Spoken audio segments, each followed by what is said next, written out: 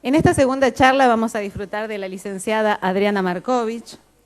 Adriana es directora de la consultora Sich Markovich y Asociados, licenciada en Ciencias de la Educación, neuropsicoeducadora y neuropsicoentrenadora de Asociación Educar, analista sistémica, tiene un posgrado en Psicología Positiva, más de 20 años como consultora trabajando en empresas líderes de Latinoamérica, USA, Canadá.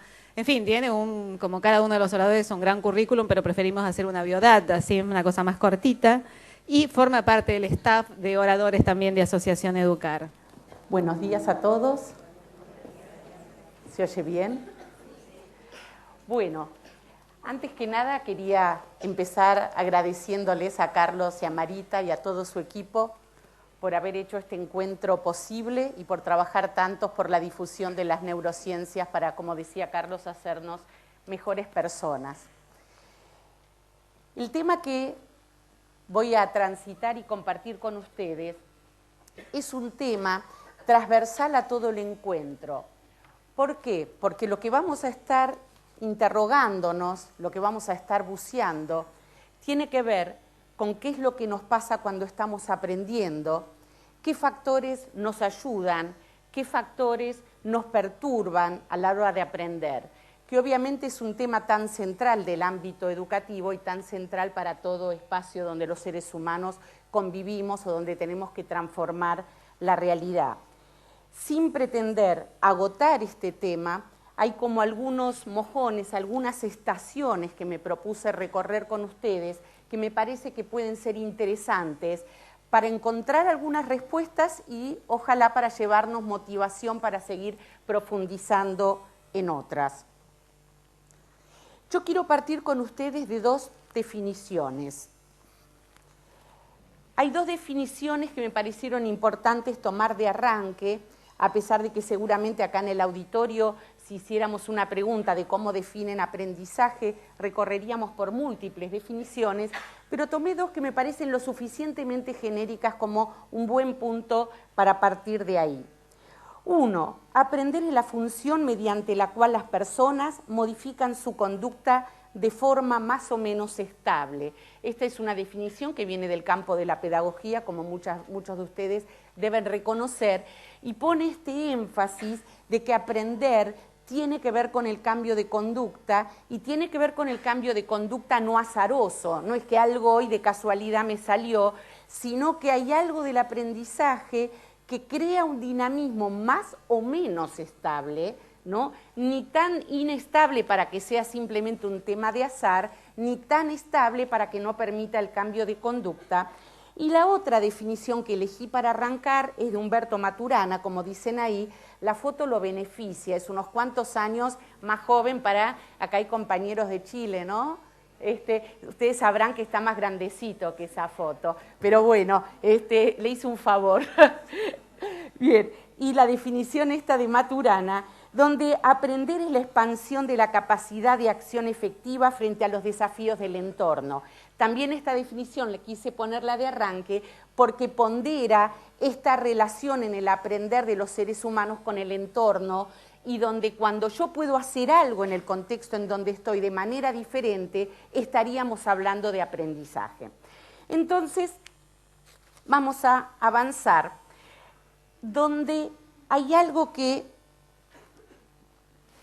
me parece importante arrancar. Hay un autor que justamente es un pedagogo, Ausubel, muchos de ustedes a lo mejor lo escucharon nombrar, digo nombres que sé que por el auditorio puedo compartir. Cuando estoy delante de un auditorio de empresa esto no lo diría, porque no sabrían quién es Ausubel. Ausubel, que ha hecho mucha huella en el campo de la educación, le preguntaron si él tuviera que resumir en muy poquitas palabras qué es aprender. Él dice, aprender es lo que el alumno ya sabe, sus estructuras cognitivas previas, ¿no? Y esto es interesante y ahora lo voy a fundamentar desde las neurociencias, pero está bueno también tenerlo como punto de arranque, esta idea que cuando estamos hablando de aprendizaje, estamos hablando de estructuras que preexisten y que hacen posible ese aprendizaje. Y acá, como ustedes ven en la transparencia, empezamos a desglosar el tema en dos tipos de aprendizaje, y que me va a venir muy bien esta explicación que hizo Carlos. hay un primer tipo de aprendizaje, que lo vamos a llamar emotivo, que tiene que ver con un aprendizaje filogenético, tiene que ver con un aprendizaje que tenemos en tanto especie, que como dice ahí es rápido, indeleble, inconsciente, no requiere esfuerzo, y hay todo un campo de aprendizaje al que vamos a llamar cognitivo ejecutivo, que incluye la conducta emocional más elaborada, no instintiva, y que incluye todo lo que tiene que ver con el campo del aprendizaje técnico, instrumental, intelectual, etc. Y estos dos, a diferencia del anterior, justamente son lentos, son fáciles de olvidar, son conscientes y requieren de un esfuerzo sostenido. Y acá quiero llegar a un tema muy importante que tiene que ver con dónde se comandan estos aprendizajes. Como Carlos dijo, realmente el cerebro es una unidad, pero tiene subsistemas. El primer tipo de aprendizaje, esto que decía la conducta filogenéticamente aprendida, básicamente está comandada desde el sistema reptílico. Y todo lo que tiene que ver los otros dos tipos de aprendizaje que mencioné, la conducta emocional aprendida por la experiencia y los aspectos cognitivos técnicos, básicamente están comandados desde la corteza, desde los lóbulos prefrontales específicamente, y desde el sistema límbico, donde alojamos todas nuestras memorias emocionales que se inscriben a partir de nuestras experiencias de vida. Y ahora sí, quiero empezar a caminar y a mirar este tema desde qué podemos aprender y resignificar con los aportes de las neurociencias. Acá estoy retomando un tema que para los que estuvieron en otras jornadas me escucharon hablar, que es el tema de la neuroplasticidad. La neuroplasticidad es el proceso que está en la base de todo proceso de aprendizaje. Y fíjense cómo definimos ahí neuroplasticidad. Es la capacidad de nuestro cerebro de cambiar y cambiarse. Es nuestra capacidad de cambiar nuestra mente.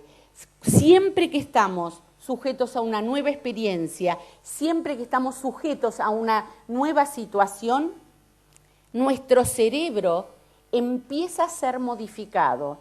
Quiere decir que podemos mirar desde las neurociencias el proceso de aprendizaje como un proceso en el cual el cerebro es modificado por el propio cerebro. ¿Me siguen en este pensamiento? Es decir, es un proceso circular donde el cerebro da la posibilidad al cerebro de modificarse y por ende de aprender. Y para avanzar en esto, quiero diferenciar con ustedes, y me parece que esto para educación es muy importante. Nosotros más automáticamente tenemos la idea de que aprender es construir nuevas redes sinápticas, que de acá un ratito me voy a referir un segundito a ellas, sin pretender profundizar. Acá quiero que ustedes se lleven también esta distinción de lo que es la neuroplasticidad positiva y lo que es la neuroplasticidad negativa. La neuroplasticidad positiva es lo que sucede en los procesos de aprendizaje cuando nuevas neuronas empiezan a conectarse entre sí o cuando nuevos conjuntos de neuronas amplían la red y se conectan con otras redes neuronales. Si nosotros tuviéramos la oportunidad de mirar lo que pasa con nuestros educandos en procesos de aprendizaje, veríamos un enorme circular de procesos electromagnéticos y químicos donde neuronas y células gliares se van conectando entre sí y creando nuevas redes o ampliando las existentes. ¿Qué es la neuroplasticidad negativa? También es un proceso clave en los procesos de aprendizaje. La neuroplasticidad negativa es los cambios en las redes neuronales por debilitación o extinción de esas redes neuronales, es decir, por desuso. ¿Se entiende esto? Es decir, que un camino para el aprender es favorecer que se deje de hacer. Si hay una conducta emotiva, emocional, disfuncional, el dejar de hacerla, el crear mecanismos donde ese sujeto o ese grupo deja de hacer ese comportamiento, también ahí estaremos hablando de aprendizaje, en términos neurocientíficos, de neuroplasticidad negativa.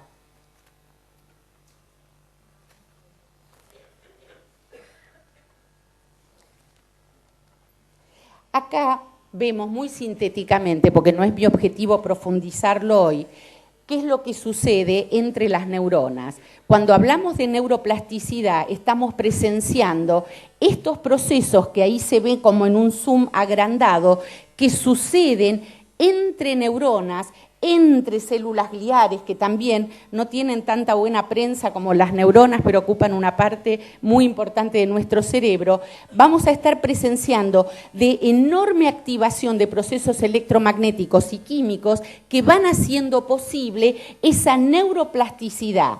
¿Qué es lo que va a permitir la neuroplasticidad? Nada más ni nada menos que surjan nuevos comportamientos. Como decía Maturana, que el sujeto pueda tener nuevo menú de conductas, nuevos dispositivos para intervenir con eficacia en los desafíos que el contexto le pone delante. Bien, quiero empezar a transitar con ustedes 4 ejes que me parecen importantes para el tema que hoy estoy compartiendo. El eje de la atención, el eje de la memoria, las neuronas espejo y los recuerdos del futuro, como 4 estaciones que quiero transitar en un tren que va a ir rápido, pero aspiro a dejar algunas respuestas, pero también algunas ganas de profundizar cada una de ellos. Vamos a empezar a meternos en qué tiene que ver la atención en el fenómeno de aprendizaje. Fíjense, acá algo que todos los docentes sabemos y padecemos, que la atención es fluctuante, ondulante, discontinua y más que selectiva, yo le agregaría hiperselectiva, ¿ok? Y fíjense también, para el dolor de nuestra querida omnipotencia, que no somos capaces de tener más de 4 o 5 unidades de atención conscientes en simultáneo. Como charlábamos ayer con Marita, la mala noticia es que las investigaciones van llegando a la conclusión que bastante menos. A pesar de que nosotros parece que estamos con un montón de platitos haciéndolos girar a la vez, lo que realmente ocurre es que conscientemente y en simultáneo, con alta motivación y garra, 3 o 4 unidades de atención consciente en simultáneo, podemos poner donde nuestros lóbulos prefrontales estén allí conectados, lo cual no quiere decir que no recibimos cientos de miles de estímulos del contexto. Pero fíjense el bruto tamiz que tenemos de qué es lo que nos va a llegar a los lóbulos prefrontales. Yo no voy a ahondar, ya Marita y Carlos lo van a profundizar en otras ponencias, cómo y por dónde en el cerebro se va dando semejante tamiz de cientos de miles de estímulos a un par de estímulos que podemos realmente hacer conciencia y ponerle en nuestras partes más elevadas de nuestro cerebro. ¿Cuáles son nuestros filtros? Tenemos, como dice ahí, filtros que son nuestra historia, nuestras creencias, nuestras expectativas, nuestros vínculos. El vínculo con las personas que nos rodean es un fuertísimo tamiz de qué va a llegar a estas unidades de atención y qué es lo que no va a llegar a estas unidades de atención. Y fíjense algo interesante. Se supone, y todas las investigaciones indican, que cuando estamos escuchando o cuando estamos observando como acciones intencionales, no solo biológicas por tener ojos y oídos, hay un 70% de lo que pasa en nuestro cerebro que tiene que ver con la neuroplasticidad que sucede entre la información que ya poseemos. Y no más de un 30% que nuestros sistemas perceptuales se abren a lo nuevo, a observar y a incorporar lo que nos viene dado como fenómeno nuevo. Y acá quiero detenerme en algo muy importante. Si el ser humano percibe en forma real o imaginaria que está en situación de amenaza, la atención se va a dirigir indudablemente al factor o a los factores percibidos como amenazantes. No va a haber estrategia docente, no va a haber malabarista que esté adelante, que pueda ir en contra de esa Ferrari, como decía Carlos, que cuando nos sentimos bajo amenaza, el foco de atención va a estar puesto en los factores estresores o los factores amenazantes. Y acá, por el auditorio que tengo, voy a dar algunos ejemplos para que no parezca que el factor amenazante es solamente un fenómeno natural o sobrenatural. Todo el tema que hoy se está estudiando en el mundo, de la violencia escolar, del bullying, ¿no?, de la burla, etcétera, de la gastada, del chivo expiatorio, etcétera, la persona que se siente sujeto de eso, ya su sistema reptílico va a estar alerta y obviamente que toda su energía de aprendizaje va a estar puesto en alguno de estos mecanismos que se llaman salidas defensivas que sinteticé ahí. Ataque, huida, ¿sí?, evitación, sumisión, inhibición de la acción o parálisis, fenómenos que tantas veces vemos en los grupos de aprendizaje.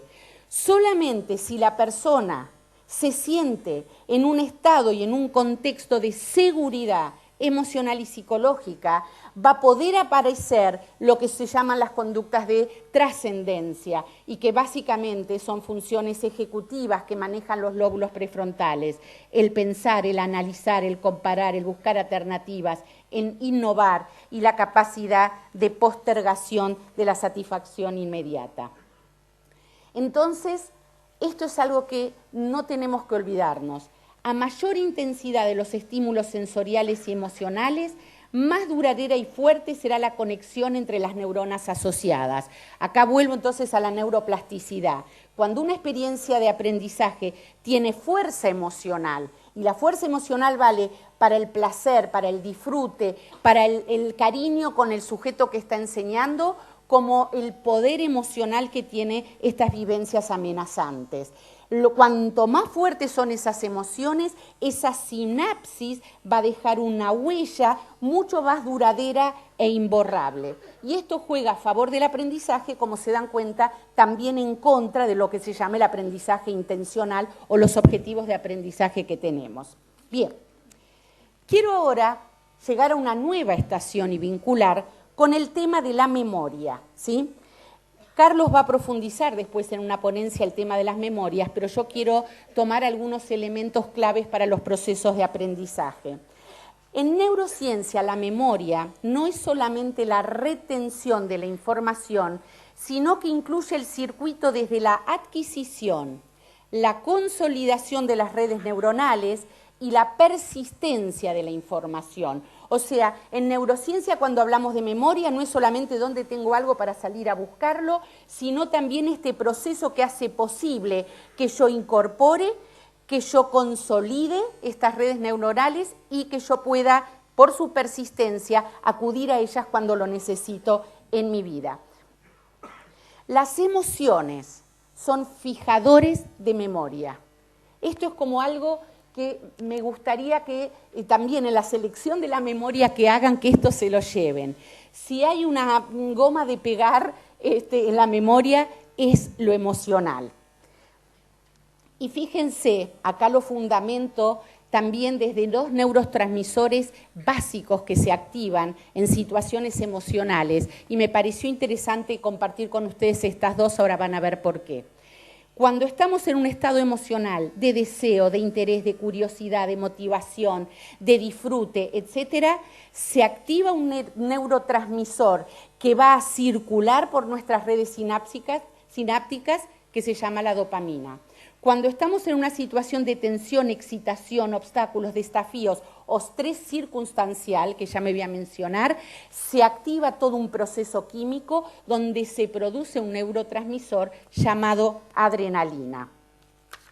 Ambos son fijadores de memoria.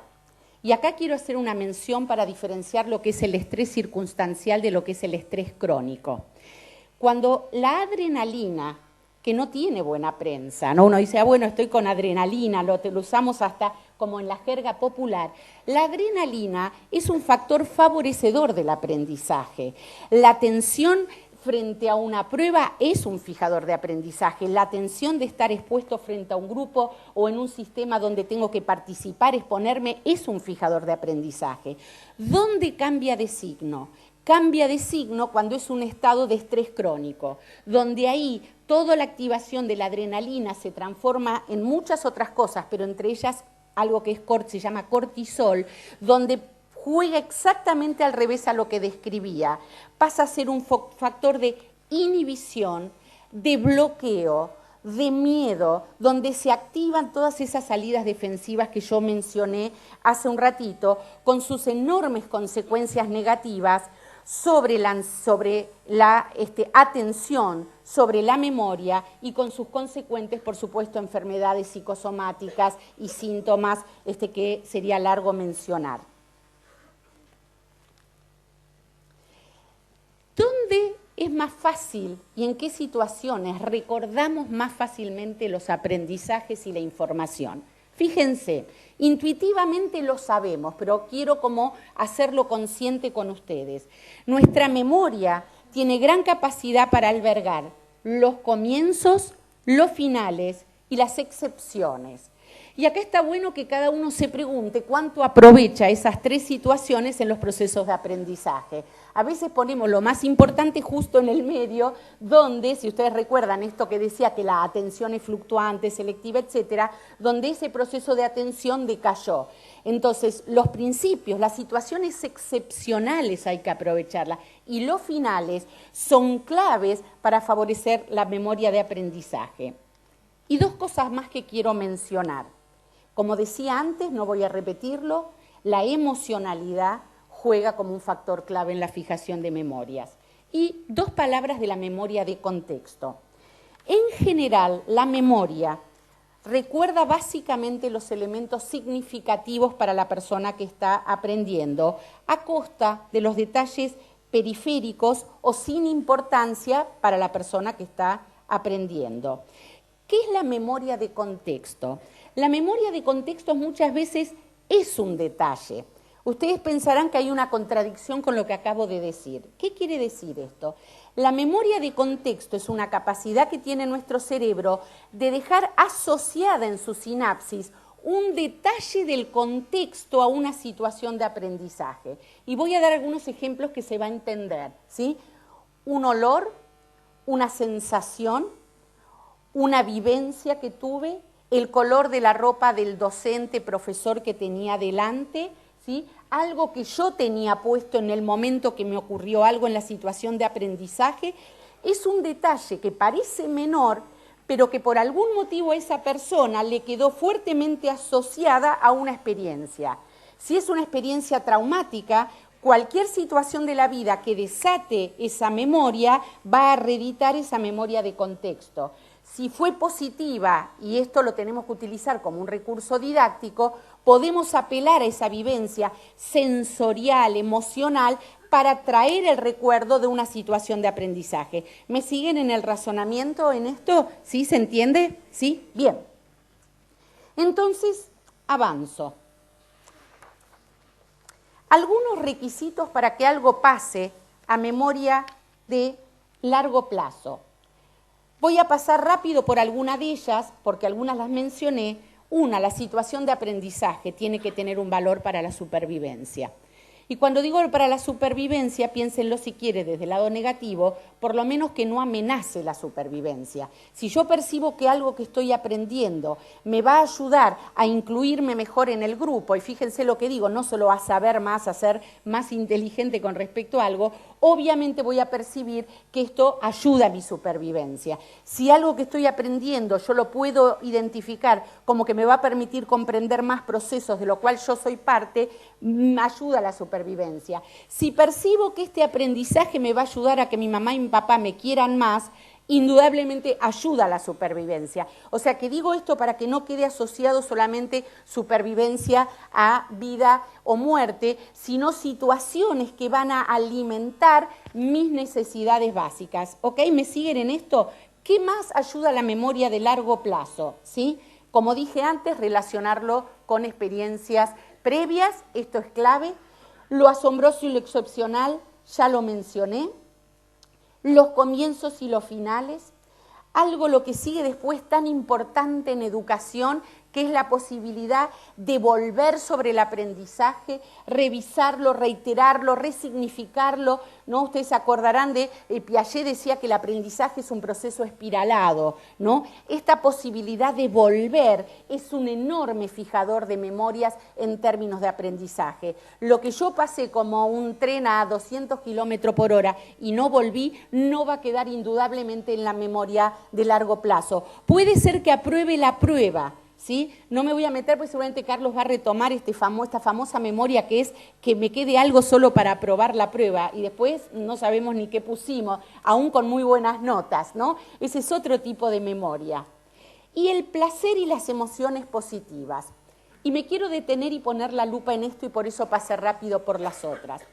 Uno podrá decir, y seguramente ustedes, los que trabajan en educación y casi todos los que están acá, deben decir, ¡ah, qué viva! Decime cómo transformás en placentero tal o cual aprendizaje, ¿es así o no? ¿No? Este no es un mensaje donde digan, no, chicos, qué maravilla, no, estar con funciones algebraicas, relájense y disfruten, ¿no? Porque realmente aparece como una cosa de decir, ¿y cómo lo hacemos? A mí me pareció interesante estas 4 categorías y las quiero compartir con ustedes, ¿no? ¿Cuál es nuestro arte como educadores? ¿Cómo poder transformar aún situaciones de dolor, de persistencia, donde tengo que perseverar, donde tengo que superar obstáculos, donde muchas veces me siento que no voy a poder, cómo lo transformo y lo resignifico en una situación de placer? Y acá están estas 4 categorías. Fíjense, voy a mencionar muy brevemente cada una porque creo que les pueden llegar a ser puertitas interesantes para pensar. ¿Qué son los fisioplaceres? Es dejar asociada la experiencia de aprendizaje a placeres sensoriales, a placeres que tienen que ver con nuestros sentidos, a un contexto placentero y de disfrute. ¿Qué son los socioplaceres? Es dejar asociado un aprendizaje a relaciones interpersonales con el docente y con el grupo, placenteras, sanas, de confort psicológico, de reglas de juego claras, de reconocimiento a la persona que yo soy, de valoración, etc. Y esto puede suceder, esté aprendiendo lo que esté aprendiendo. Hasta acá estos 2 que mencioné, fíjense, no tienen que ver con el contenido de aprendizaje. ¿Qué son los psicoplaceres? Los psicoplaceres es el asociar la experiencia de aprendizaje a procesos de autorrealización, de autosuperación, de donde yo siento que estoy cumpliendo objetivos personales. Y los idioplaceres tienen que ver con dejar asociada la experiencia de aprendizaje al placer que da lo estético, lo espiritual, lo interesante intelectualmente, la creatividad, la búsqueda de sentido, etc. Una pasada por algo importante en los minutos que nos quedan. Neuronas espejo. Las neuronas espejo, ¿sí? Como puse ahí, y ahí está el nombre para los que queden interesados en indagarlo, ¿sí? Giacomo Rizzolatti en un laboratorio con todo un equipo de gente, sería largo describir porque la verdad que los descubrieron por casualidad, como dicen ellos, descubren que los seres humanos tenemos áreas del cerebro con redes sinápticas que son las que llaman neuronas espejo. Las neuronas espejo me pareció interesante traerlo para el tema que estoy ampliando, que es vincularlo con el tema de aprendizaje. Fíjense qué interesante. Son neuronas que se nos ponen en juego, o redes neuronales más precisamente, que se nos ponen en juego cuando nosotros observamos a otro haciendo algo y se nos activan cual si la estuviéramos haciendo. ¿Se entiende esto? Si yo estoy viendo que hay alguien en el frente que está haciendo un experimento, adentro mío, en un proceso muy particular, se activan las neuronas cual si lo estuviera haciendo. De hecho, cuando vemos un partido de algún deporte, adentro nuestro se activan, lo cual no quiere decir que después juguemos bárbaro, pero sí que se activan esas redes neuronales. Fíjense, acá me pareció interesante dejar esta inquietud. ¿Por qué? Porque las neuronas espejo están en la base de los procesos de imitación y la adquisición de modelos. Nosotros sabemos que hay una enorme tradición en educación del aprendizaje por imitación, que tuvo décadas realmente, especialmente en todo el comienzo de lo que fue los procesos educativos y la educación pública, después tomaron muy mala prensa y cada vez más se vuelve a valorizar el aprendizaje por imitación. Y por imitación no solamente de lo motor, porque también las neuronas espejo detectan actitudes, intenciones emocionales, el sentido de lo que estamos aprendiendo. Cuando yo percibo, como dice ahí, ¿sí?, y hago esta resonancia empática con quien tengo delante, voy a poder comprender las intenciones, la conducta y los sentimientos del otro. Y esto es clave en los procesos de aprendizaje. Yo puse ahí una pregunta maldita, que algo interesante sería quién contagia a quién, porque los docentes, los educadores también tenemos las neuronas espejo y muchas veces nos terminamos pareciendo nosotros más a los que tenemos delante que viceversa. ¿Ok? Esto es un tema que nosotros lo trabajamos mucho en empresas con quienes ejercen roles de liderazgo. ¿Quién contagia a quién? Eso es un ejercicio de liderazgo, gente, porque indudablemente la educación es el ejercicio de un liderazgo.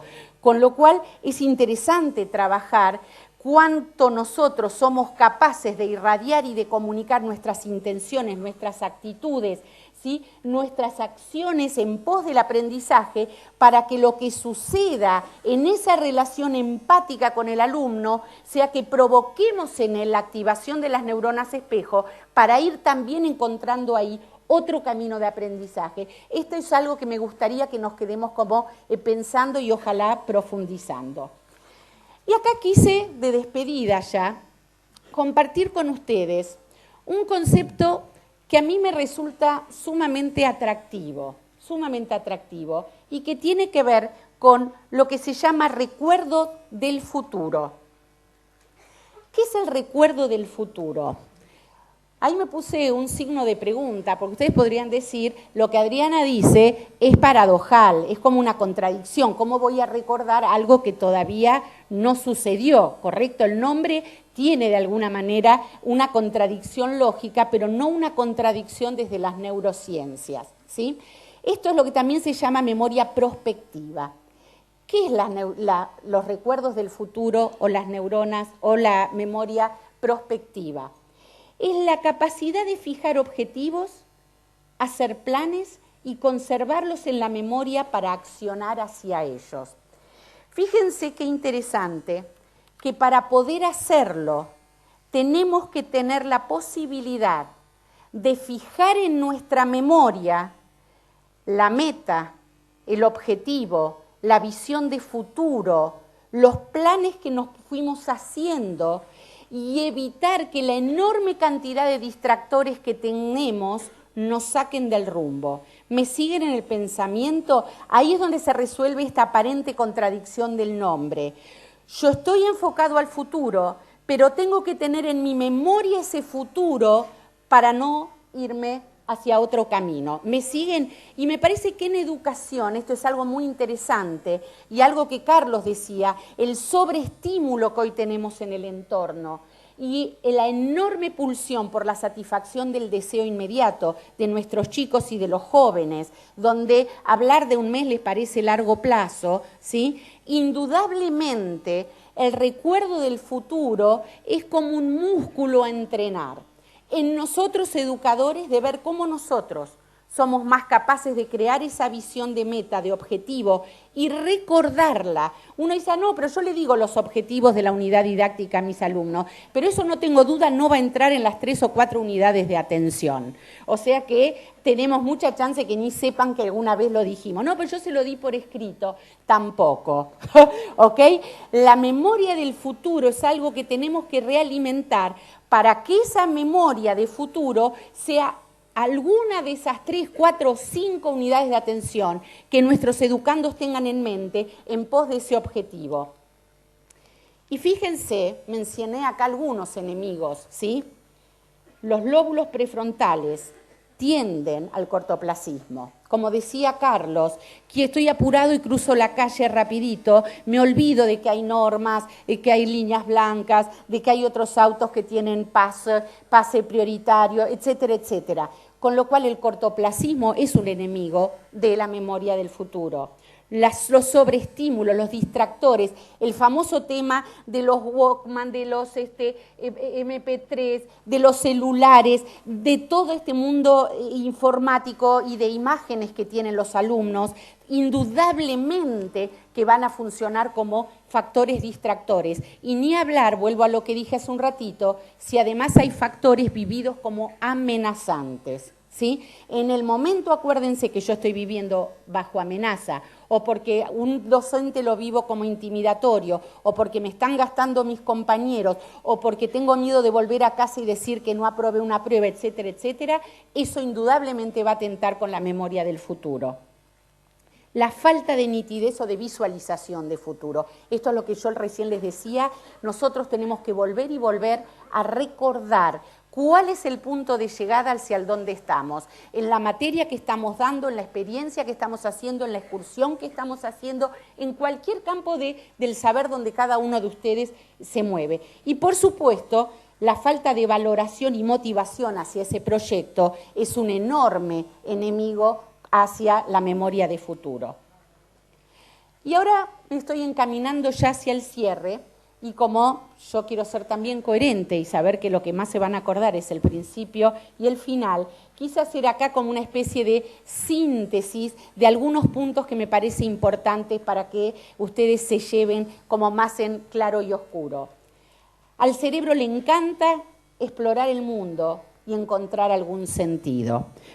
Recuerdo del futuro, cuando yo le encuentro un sentido, aparece una energía de aprendizaje y aparece una posibilidad de neuroplasticidad que sin esto no es posible. Al cerebro le gusta establecer conexiones y encontrar pautas. Acuérdense lo que dije de Ausubel, lo que no puedo relacionar con sinapsis o experiencias previas o estructuras cognitivas previas, no hay chances de ser aprendido.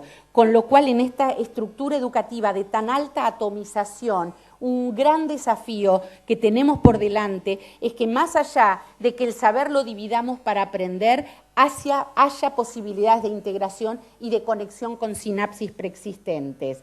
Al cerebro le encanta imitar y a veces lo hace sin darse cuenta. Acuérdense de lo de las neuronas espejo. Esto juega a favor, pero atenti porque también imitamos cosas que atentan contra nuestra persona y nuestras posibilidades de aprendizaje. Y esto para los que trabajan en adolescencia, saben que los adolescentes, por un fuertísimo instinto y necesidad gregaria de pertenencia, etcétera, muchas veces imitan cosas que son absolutamente nocivos para su persona, grupos y demás. El cerebro no actúa correctamente bajo un estrés excesivo, esto lo mencioné. Y acá hay dos mojones en el camino, ya casi despidiéndome, que quiero compartir con ustedes. El cerebro va a recordar por siempre a un docente que haya creado un lazo emocional positivo mientras entrega un contenido de calidad. Esto sintetiza mucho de lo que dije. El vínculo con quien yo tengo depositada la mirada y puesto en un rol de enseñanza, y esto vale también, por supuesto, para las figuras maternas y paternas, no solo para los roles docentes, el vínculo, el lazo emocional con el sujeto que me está entregando, facilitando una experiencia de aprendizaje, va a marcar mi posibilidad de prestar atención y va a marcar indudablemente si va a ser una memoria efímera el vínculo con esa persona, va a ser una memoria simplemente para poder trabajar en esa circunstancia o el tiempo que yo tenga que compartir con ese sujeto, o va a ser algo que me va a hacer huella en la memoria de mediano y largo plazo. Y lo último, para cerrar, acá Carlos y Marita, propulsores de lo que han llamado neuropsicoeducación, me pareció interesante cerrar con esta reflexión. ¿Por qué neuropsicoeducación tomando en cuenta todo lo que dije? Porque si yo puedo reflexionar y hacer consciente que a nuestro cerebro el aprender le va a significar esfuerzo, le va a significar momentos de confusión, le va a significar momentos donde la sensación va a estar en no sé si voy a poder. Aún me va a significar momentos donde me voy a sentir bajo estrés o bajo amenaza. Si yo puedo transformarlo eso en un conocimiento de cómo funciono yo, cómo funciona mi cerebro, cómo funciona mi organismo en situación de aprendizaje, tengo más chance que lo que surja aún de ese desagrado sea la posibilidad de aprendizaje. Si yo tengo chances de comprender mi propia conducta y la de las personas que me rodean, tanto la del docente como el grupo donde estoy, y yo esto lo puedo transformar en una conversación, en un aprendizaje grupal, tenemos más chance que la enorme violencia que se está viviendo en los grupos escolares y universitarios también, lo pueda transformar en una comprensión, en esta sintonía empática de la cual yo hablaba anteriormente, y transformarlo en una posibilidad de cambio y de aprendizaje. Y por supuesto, apostamos a que ese proceso nos transforme en mejores personas y en que seamos capaces de crear contextos y sociedades más felices. Muchísimas gracias.